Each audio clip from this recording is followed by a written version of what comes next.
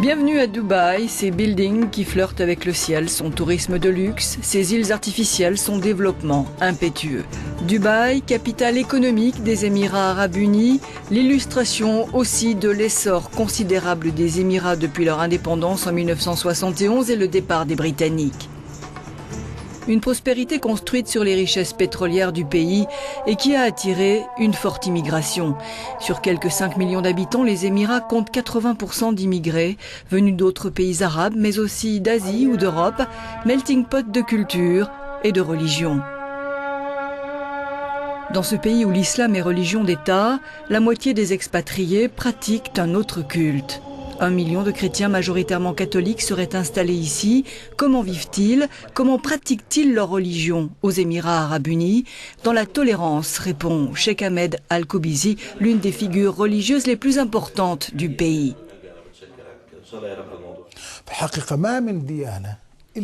En fait, toute religion aux Émirats Arabes Unis est absolument libre d'observer ses rites comme elle le souhaite.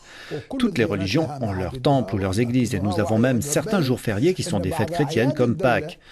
Les musulmans n'ont pas du tout de problème avec les autres religions.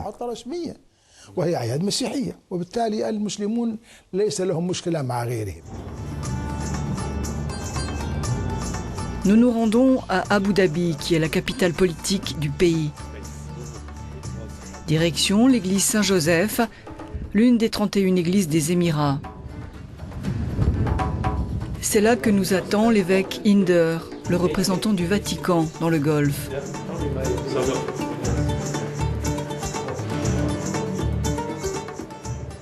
Mon prédécesseur, qui a été évêque ici pendant 29 ans, s'est installé dès le départ à Abu Dhabi en 1976.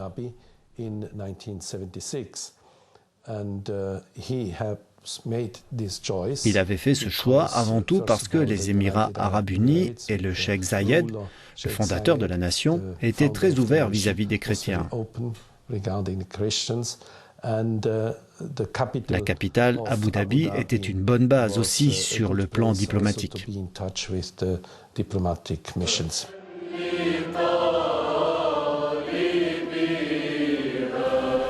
Au moment où nous nous trouvons aux Émirats, c'est vendredi saint. Nous nous rendons à l'église Sainte-Marie de Dubaï. C'est la première église à avoir été construite ici en 1981. Les messes sont dites dans plusieurs langues. Nous y avons rencontré des fidèles. Nous leur avons demandé comment ils vivent leur foi aux Émirats.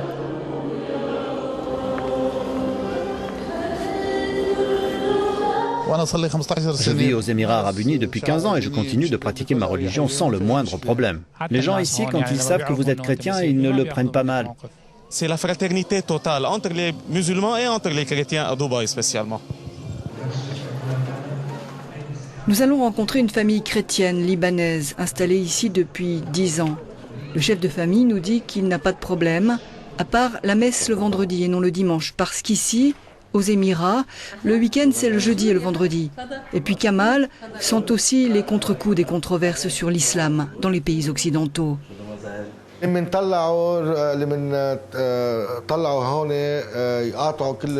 Quand certains groupes ici à Dubaï ont appelé au boycott des produits danois après l'affaire des satires de Mahomet, au prêche de vendredi, l'imam a mal parlé des chrétiens. Et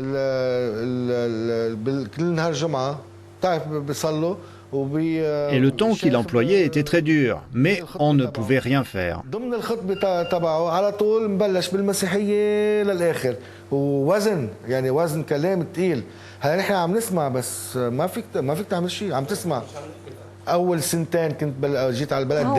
2 premières années de ma vie ici, je ne pouvais pas accepter l'idée d'aller à la messe le vendredi au lieu du dimanche.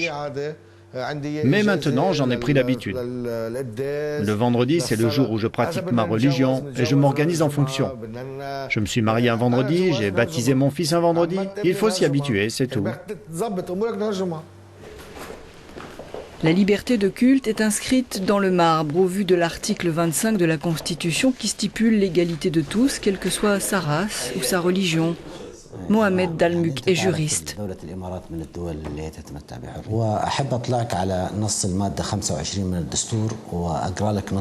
Dans notre pays, chaque citoyen est égal devant la loi sans distinction. Et ce, quelle que soit sa race, sa nationalité, sa religion, son statut social. Et bien sûr, cela s'applique à tous les résidents des Émirats, qu'ils soient arabes ou non arabes. Ils ont le droit de pratiquer leur religion et leur foi dans le respect des lois en vigueur dans notre pays.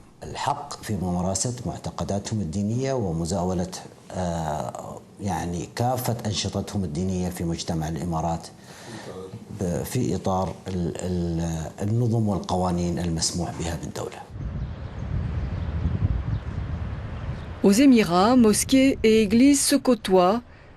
Mais si l'on peut localiser les mosquées grâce à leurs minarets, ce n'est pas le cas des églises.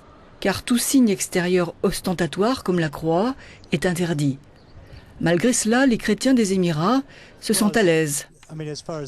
Autant que je sache, la différence, c'est que si vous construisez une église ici, elle ne doit pas être plus haute que le minaret d'une mosquée. C'est la seule restriction, je crois.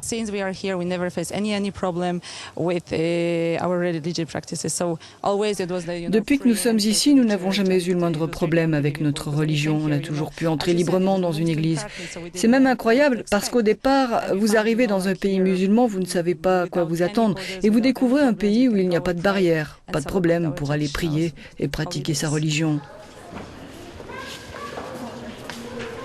Récemment, la décision de la Suisse d'interdire les minarets a suscité de nouveaux débats sur l'islam en Europe. Qu'en pense-t-on aux Émirats arabes unis ?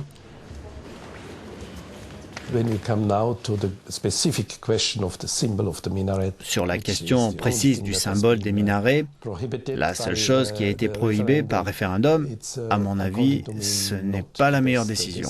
Mais je pense que c'est possible, comme il est possible de vivre ici sans voir de clocher sur les églises. Si l'interdiction des minarets en Suisse n'avait pas été politisée dans le contexte injuste de la guerre menée contre l'islam par Bush père, puis par son fils, et adoptée aussi par de nombreuses institutions occidentales, j'aurais trouvé cela plutôt normal.